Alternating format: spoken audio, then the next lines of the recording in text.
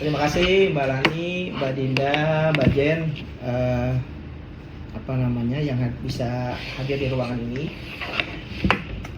Tujuan saya meminta kehadiran Mbak-mbak sekalian itu ingin menyampaikan satu informasi terkait dengan sistem persuratan kita, Mbak. Yang kita pahami kalau kita bikin surat gitu ya, itu manual ya, manual maksudnya diketik, kemudian juga tanda tangannya pun manual seperti itu. Itu yang selama ini kita lakukan. Nah, ada informasi baru bahwa di tahun 2023 telah dikembangkan satu sistem, penyebutannya Sri Kandi. Tapi kalau sistem aplikasi sistem informasi kearsipan terintegritas. Nah, intinya adalah melalui sistem ini kawan-kawan tetap sebenarnya dalam konteks persuratan tetap mengetik suratnya. Cuman yang membedakannya adalah tanda tangannya base-nya elektronik seperti itu. Jadi kayak misalnya kepala biro nanti tidak perlu tanda tangan basah, tapi based on elektronik. Teknologi ini atau sistem ini menurut saya inovasi baru untuk memecahkan beberapa kendala-kendala dalam sistem persuratan manual. Kalau dulu kan kita itu misalnya mau ngejar atau ingin memastikan kepala biro tanda tangan itu kan harus, kadang-kadang kalau beliau ada di ruangan gampang ya, tapi kalau tidak ada kan kita harus mendatangi beliau lah seperti itu. Nah, salah satu keunggulannya sistem ini adalah tidak perlu seperti itu. Jadi ketika ada surat yang butuh ditandatangani oleh kepala biro, itu kepala biro tinggal buka aplikasi yang sama dengan yang kita buka. Cuma bedanya kita statusnya adalah sebagai, kita memposisikan diri sebagai konseptor, nanti Pak Iwan sebagai penandatangan. Jadi Pak Iwan kepala biro tinggal masuk ke aplikasi, terus melakukan fungsi yang sama, memverifikasi, mengecek substansi, kemudian juga hal-hal minor lainnya di dalam naskah suratnya, kemudian dia langsung bisa menandatangani secara digital. Nah, ini inovasi baru yang menurut saya tadi saya katakan di awal menyelesaikan beberapa permasalahan seperti itu. Dan kalaupun ada koreksi, itu tidak perlu memanggil konseptornya tadi, cukup dikirim, diinformasikan di sistem itu koreksinya apa. Nanti kemudian konseptor melihat apa menjadi koreksinya dan memperbaikinya. Nah, menariknya juga adalah sistem informasi, setiap informasi atau update terkait dengan perbaikan atau ada informasi formal ini tersampaikan kepada misalnya ke konseptor atau ke Pak Iwan ketika ada surat yang butuh ditandatangani, itu ke emailnya seperti itu. Jadi tidak perlu nanti ketika Mbak Dinda atau Mbak Lani atau Mbak Jen baru ngetek surat terus nelpon Pak Iwan, apa kepala biro ada surat masuk, tolong dicek Sri Kandi. Nah, sistem ini tidak secara otomatis dia akan kirim pemberitahuan kepada yang bersangkutan. Tinggal sekarang kita yang aware terhadap informasi yang disampaikan itu. Nah, itu bagus sebenarnya.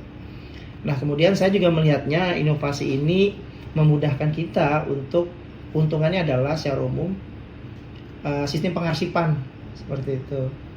Sistem pengarsipan karena kita tidak perlu tadi print, hard copy, simpan gitu ya. Tapi ketika di Sri Kandi yang sudah kemudian prosesnya sudah ditandatangani, itu sudah file PDF-nya itu sudah dikatakan sudah otomatis kan tersip gitu. Kemudian bisa dicek juga bahwa secara barcode keaslian dari suratnya itu. Nah, menurut saya kembali lagi bahwa kita posisi kita saat ini adalah kita harus mulai dari sekarang beradaptasi, menyesuaikan dengan inovasi yang baru tadi. Jadi setelah ini coba dipelajari bagaimana sistem ini bekerja seperti itu. Nah, saya punya target bahwa nanti seminggu setelah hari ini kita mulai dengan sistem persuratan. Contoh surat, ketika akan membuat surat itu menggunakan Sri Kandi seperti itu ya.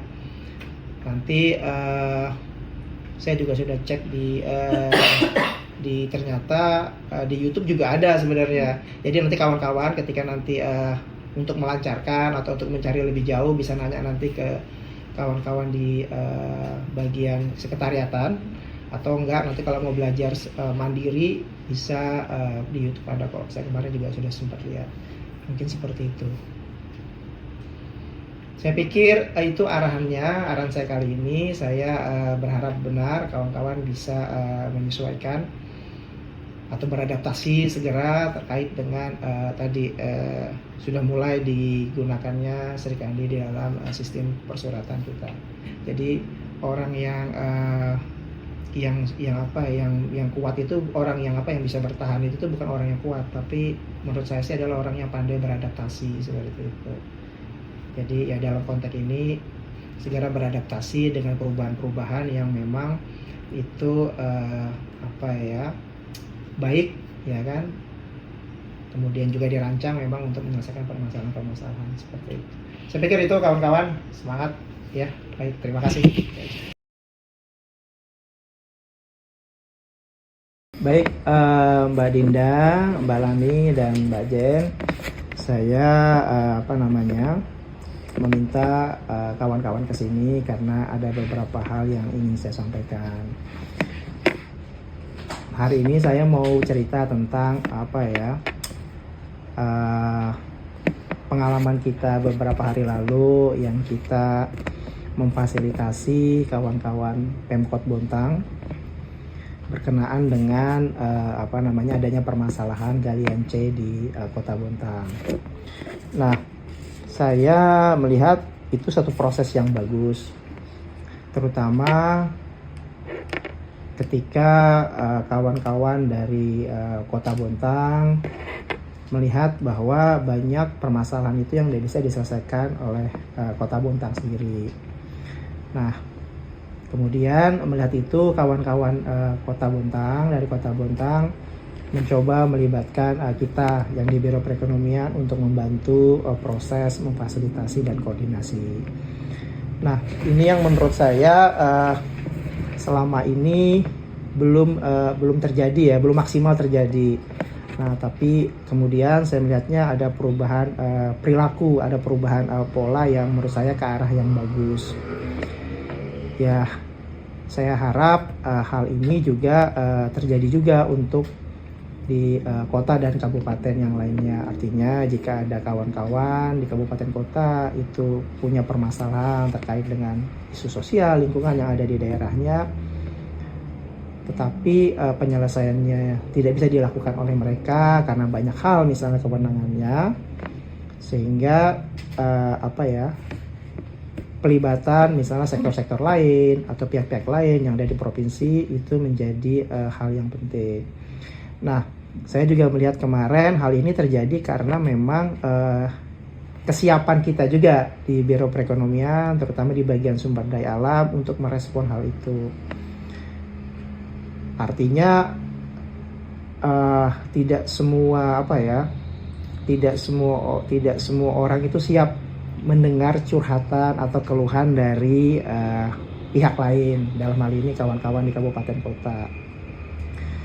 Gak gampang memposisikan seperti itu, bukan hanya mendengar curhatan tapi juga berusaha meresponnya, kira-kira apa yang bisa dilakukan untuk tadi memberikan masukan atau bahkan bisa memberikan alternatif untuk menyelesaikan permasalahan. Nah, saya apresiasi dengan kawan-kawan di Biro Perekonomian di bagian sumber daya alam yang kemarin kita secara bersama-sama melakukan fungsi tadi memfasilitasi Kota Bontang, kemudian juga mengkoordinir kawan-kawan di perangkat daerah yang lain untuk bisa sama-sama hadir, terlibat, pertama mendengar apa yang disampaikan keluhan oleh kawan-kawan Bontang, kemudian juga bagaimana kita memberikan masukan seperti itu. Itu langkah baik lah yang mungkin kita harus pertahankan ke depannya. Seperti itu. Pesannya itu yang ingin saya sampaikan. Nah, mungkin Mbak Lani, Mbak Dinda, atau Mbak Jen mungkin ada pengalaman atau pertimbangan atau ada masukan terkait dengan apa yang saya sampaikan tadi. Berapa tahun yang lalu, sekitar 2 tahun kayaknya Pak, itu di SDA ada ngadain FGD terkait galian C. Mungkin dari situ juga kabupaten kota itu mengetahui kalau misalnya Biro Perekonomian ini bisa memfasilitasi mereka untuk memahami sebenarnya galian C ini kan kemarin masih di pusat, terus ternyata sekarang di dinas SDM gitu Pak. Ya, mungkin dari itu juga sih mereka bisa ada perubahan perilaku yang positif.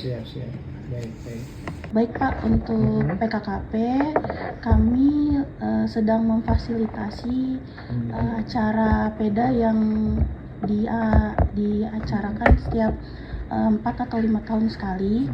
Tahun 2023 yang lalu itu kami memfasilitasikan tentang PENAS, itu untuk yang nasional. Nah, PEDA ini untuk yang daerah di Kalimantan Timur yang akan diselenggarakan bulan Juni nanti, tanggal 21 sampai 27 Juni nanti Pak. Untuk sekarang kami sedang membantu Dinas Pangan untuk membuat undangan yang akan ditandatangan oleh Gubernur. Ini acaranya di UT Barat itu? Ya, UT Barat. Ini acaranya ini ya, daerah ya? Daerah. Perwakilan dari provinsi nanti ke daerah. Baik, terima kasih Mbak Dinda, Mbak Jen, sama Mas Roni.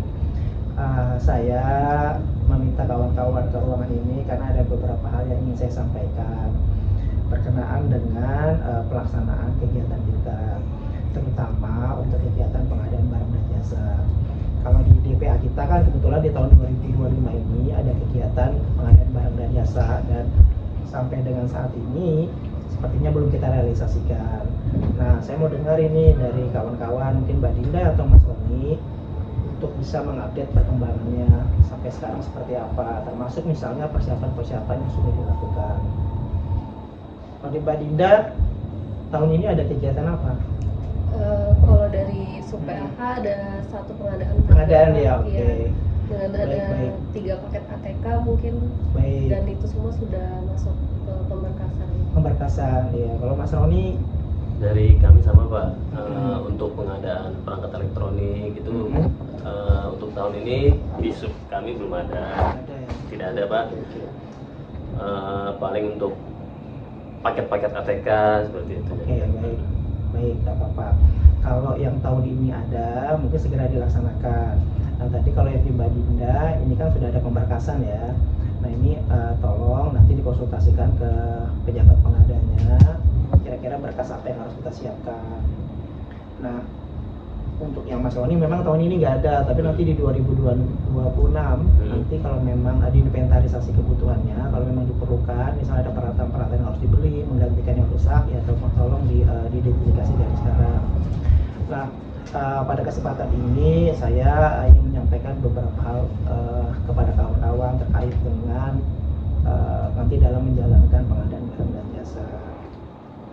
Nah, lebih spesifik kepada komitmen kita untuk menghindari hal-hal yang sifatnya korupsi dalam penyelenggaraan pengadaan barang dan jasa. Meskipun tadi secara jumlah bukan pekerjaan yang besar ya, infrastruktur dan lain sebagainya, tapi kalau kita bicara hal-hal yang terkait dengan korupsi yang di dalamnya misalnya gratifikasi, penyalahan guna wewenang, itu tidak melihat jumlah.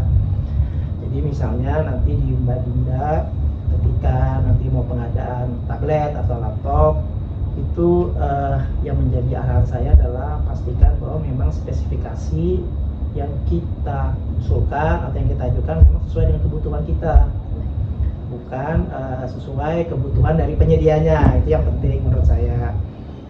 Kemudian yang kedua terkait dengan harga, nanti tolong dicermati. Saya nggak tahu sistemnya apakah nanti pakai katalog atau apa, tapi nanti pastikan ada survei harga. Itu menjadi penting sebenarnya, bahwa justifikasinya itu kuat dengan ada survei harga. Nah, kemudian saya berharap sih kawan-kawan tidak melakukan komunikasi atau bertemu langsung dengan penyedia, apalagi kalau kita basisnya katalog kan, itu spesifikasinya juga sudah jelas maksud saya. Jadi hindari hal-hal seperti itu. Dengan tidak adanya interaksi itu menurut saya meminimkan terjadinya misalnya gratifikasi dari rekanan kepada kita. Nah itu arahan saya seperti itu. Tapi kalau ada masukan-masukan lain dari kawan-kawan dalam rangka tadi bagaimana meminimalkan tadi adanya gratifikasi dalam proses pengadaan barang jasa, silakan mungkin bisa disampaikan ke saya. Misalnya sama ini rencana prosesnya pakai apa, Mbak? Karena ini pakai MBIS. MBIS aja. Ya. Oh, oke, katalog MBIS ya. Oke. Kalau pakai ATK, biasanya pakai MBIS. Baik. Itu saya pikir secara sistem juga sudah memagari kita untuk tidak tadi bertemu dengan penyedia, meskipun tidak salah dalam beberapa, tapi kalau lebih bagus sih ya menggunakan tadi sistem-sistem yang sudah basisnya tersedia di web maupun di play system lah seperti itu.